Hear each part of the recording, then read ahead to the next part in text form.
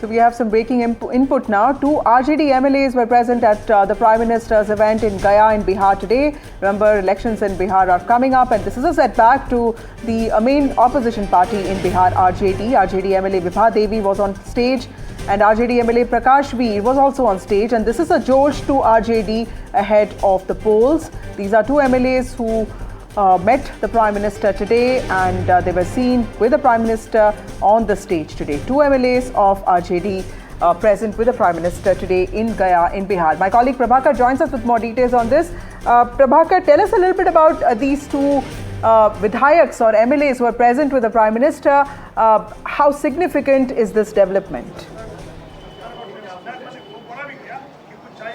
Yeah, and to throw light on this the political development, I am joined by Vivek Thakur, who happens to be the Member of Parliament from Nevada. So he's the guy actually who heads that parliamentary constituency of Nevada. And those two MLAs we are talking about, they also hail from Nevada only. Vivek ji, these two guys actually, these two MLAs, they were RJD MLAs. They were there at the stage sharing dais with the Prime Minister. Now the speculation is that they might actually switch sides. See, it all depends on how you look at it. The fact of the matter is, it was a department, various departments were involved because there were a lot of projects which were inaugurated or, the foundation laying took place. Flagging off of the new trains happened, etc. So, in the Magad zone, all the sitting MLAs, MLCs, members of parliament, irrespective of their party affiliations, they were invited formally by the concerned departments. Those who didn't turn up were a lot of people who had association with the India Alliance, and some who turned up also had association. Therefore, people are raising this whole issue. So we should not actually read between the lines? No. Everywhere, see, the Honorable Governor was also there. The Chief Ministers were there, yes, because they're part of the NDA Alliance. But even the local MP of Jahanabad, he was also invited, who's an RJD member. So CPIML members were also invited of legislative assemblies. So everybody was invited. It's a question of who turned up and who didn't turn up. So they didn't turn up because they had an opposition to the presence of the Honorable Prime Minister. But that is the most unfortunate part. One more political question, Vivek ji. Now that you are here, I'll take this opportunity. I mean, this entire program today, if you see the 2020 elections, NDA did not do fairly well in this entire Magad zone. But out of 26 seats, you just got 6 seats. Now, do you think this is a turnaround time because the Prime Minister is here and he has kind of launched so many programs? Absolutely. What people are talking about is that, see, the first and the foremost thing that through you I would like to tell the entire national media that you have to understand a ground reality. The opposition is crying foul about SIR. The fact of the matter is that the common man of Bihar has no connect with the opposition's agenda. आप देख रहे हैं कि that everybody, whatever be their independent participation, has participated in the whole exercise. Everything is open and transparent.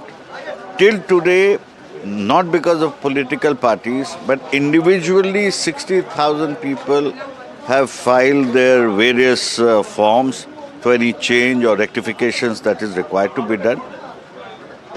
But common man you see anywhere on the road. You are also being accused. Your party is deliberate agenda that they are trying to put forward. Also being accused about the recent bill which you have introduced at the Parliament on the last day, where actually you can any chief But minister. why this accusation?